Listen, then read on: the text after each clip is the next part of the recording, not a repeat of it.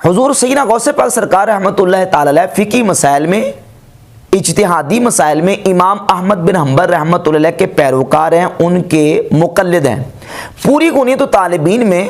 جہاں بھی فقہی اور اجتہادی مسائل انہوں نے ذکر کیے ہیں، امام احمد بن حنبل رحمۃ اللہ کی تقلید میں ان کی فقہ کو فالو کرتے ہوئے آپ نے تحریر فرمائے۔ اور غنیت طالبین کے کئی مقامات پہ جگہ جگہ پہ سمجھنے کے جہاں فقہی مسائل لکھے ہیں وہاں وہ لکھتے ہیں کہ قال امامنا احمد بن حنبل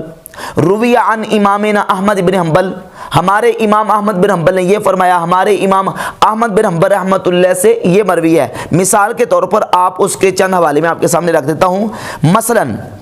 جلد نمبر 1 صفحہ نمبر 87 پر لکھا ہے کہ مروی عن الامام احمد رحمہ اللہ،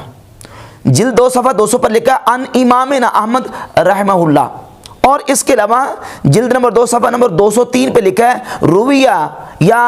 روی روا امامنا ابو عبداللہ احمد رحمہ اللہ۔ دیگر اس طرح کئی مقامات پہ وہ امام احمد بن حنبل رحمۃ اللہ کا حوالہ دیتے ہیں۔ اب دیکھیں، ایک تو یہ کہ خود انہوں نے کئی مقامات پہ لکھا ہے، اور خود ایک غیر مقلد مولوی ہے، وابی مولوی ہے یہ مبشر لاہوری، اس نے غنیت طالبین کا ترجمہ کیا ہے، اور اس کے صفحہ نمبر 26 پر لکھا ہے کہ آپ کے بارے میں اہل علم نے متفقہ طور پر یہ رائے ظاہر کی ہے کہ آپ فقہی مسائل میں حنبلی المسلک تھے، وہ فقہی مسائل میں امام احمد بن حنبل کے پیرو تھے۔ تو حضور سیدنا غوث پاک سرکار رحمۃ اللہ علیہ فقہی مسائل میں امام احمد بن حنبل کے مقلد تھے۔ اس کے باوجود جہاں امام ابو حنیفہ رحمۃ اللہ کا تذکرہ کرتے ہیں اور ان کا ذکر کرتے ہیں تو اس ٹائٹل کے ساتھ نام لیتے ہیں امام اعظم ابو حنیفہ النعمان ابن ثابت رحمہ اللہ۔ اس کا میں حوالہ پیش کرتا ہوں، یہ غنیت طالبین ہے، جلد نمبر 2 صفحہ نمبر 85۔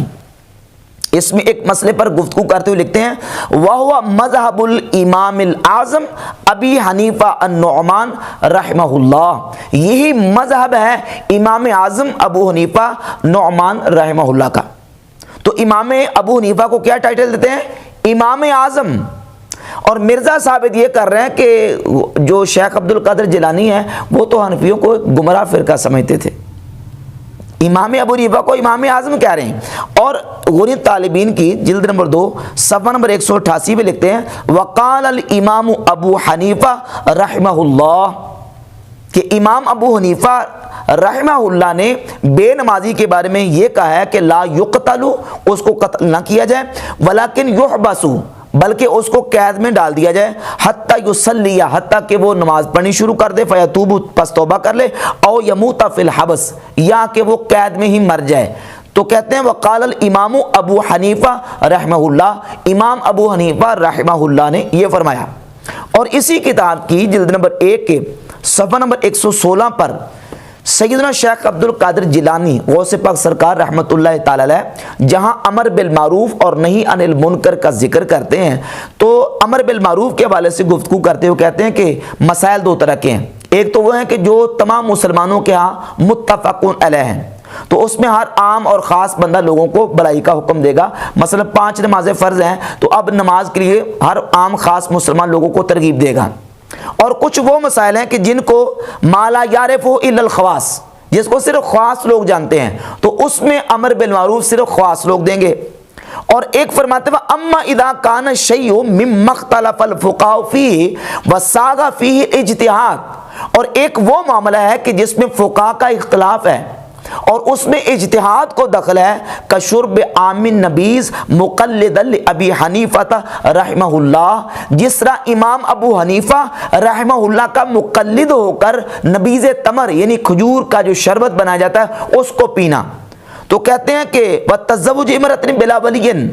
اور بغیر ولی کی اجازت کے عورت کا نکاح کرنا، علی ما عرف من مذہبہ، جس طرح کہ امام ابو حنیفہ کا مذہب معروف ہے، لم یکن لأحد ممن هو علی مذہب الامام احمد والشافعی رحمہم اللہ الانکار علیہ، جو امام احمد بن حنبل کے مذہب پر ہے اور جو امام شافعی کے مذہب پر ہے اس کو یہ اجازت نہیں ہے کہ وہ کسی حنفی پر انکار کرے۔ کیوں؟ اس لیے کہ حنفی اپنے امام اعظم ابو حنیفہ رحمہ اللہ کا مقلد بن کر نبیذ تمر پی رہے ہیں، اور امام ابو حنیفہ کے جو اجتہادی بیان کردہ مسائل ہیں ان کے مطابق وہ اپنے مجتہد کے مطابق عمل کر رہا ہے۔ یہ ہے ان کا پوائنٹ آف ویو حضور سیدنا غوث پاک سرکار رحمۃ اللہ کا فقی اور اجتہادی مسائل میں اور تقلید کے مسئلے پر، اور امام اعظم ابو حنیفہ رحمۃ اللہ علیہ اور حنفیوں کے بارے میں۔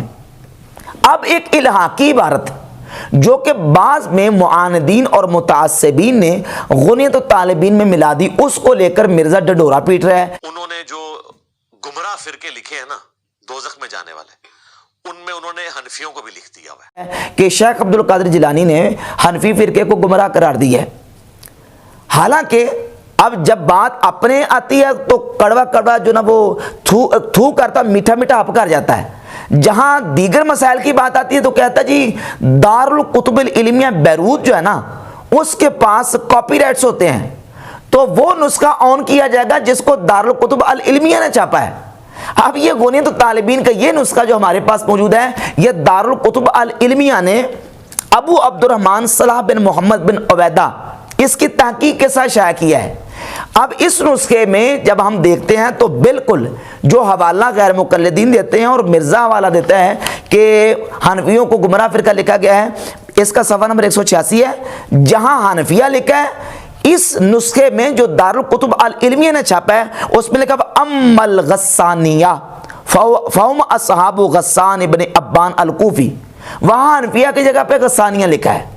اور بڑے علماء نے، بڑے بڑے مقتدر علماء نے اس بات کی تصریح کی ہے کہ غنیت الطالبین میں یہ جو غسانیہ کی جگہ پہ حنفیہ کا جو اضافہ کیا ہے، یا کسی نے یہ جو چیز اس میں ایڈیشن کی ہے، الحاق کیا ہے، یہ بات میں متعصبین اور معاندین نے ایسا کر دیا ہے۔ حقیقت یہ ہے کہ اس طرح کی اصل حقیقت میں عبارت غنیت الطالبین میں موجود ہے نہیں ہے۔ غسانیہ کی جگہ پہ حنفیہ کسی متعصب نے ڈال دیا ہے۔ حضرت امام ابن حجر مکی حاتمی المتوفیٰ 974 ہجری اپنی کتاب فتاوی حدیثیہ میں صفحہ نمبر 271 پہ لکھتے ہیں کہ وَإِيَّاكَ أَن تَغْتَرَّ أَيْضًا بِمَا وَقَعَ فِي الْغُنِيَّةِ لِإِمَامِ الْعَارِفِينَ وَقُطُبِ الْإِسْلَامِ وَالْمُسْلِمِينَ الْأُسْتَاذِ عبد القادر الجیلانی فَإِنَّهُ دَسَّهُ عَلَيْهِ فِيمَا مَن سَيَنْتَقِمُ اللَّهُ مِنْهُ وَإِلَّا فَهُوَ بَرِيٌّ مِنْ ذَلِكَ۔ کہتے ہیں کہ بچ کے رہنا، کہیں جو ہے نا وہ ایسے اس چیز میں نہ پڑ جانا کہ غنیت طالبین جو شیخ عبد القادر جیلانی رحمۃ اللہ علیہ کی کتاب ہے اس میں معاندین نے دسیسہ کاری کی ہوئی ہے،